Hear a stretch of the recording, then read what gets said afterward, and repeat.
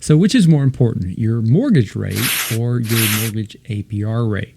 Well, let's start by differentiating between the two of them. First, your mortgage rate is going to primarily determine your mortgage payment. Now, technically, it is the annual cost of a loan to a borrower. APR is going to also show the annual cost of a loan, but it also factors in loan fees such as PMI, closing costs, any points and origination charges, so things like that.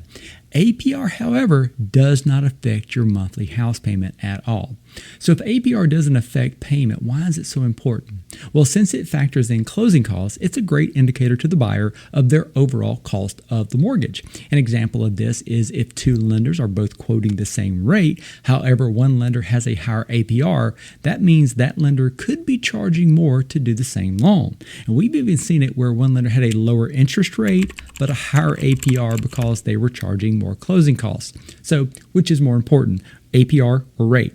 Well, it depends on what's important to the client. If a payment is more important to the client, then typically interest rate should be the focus.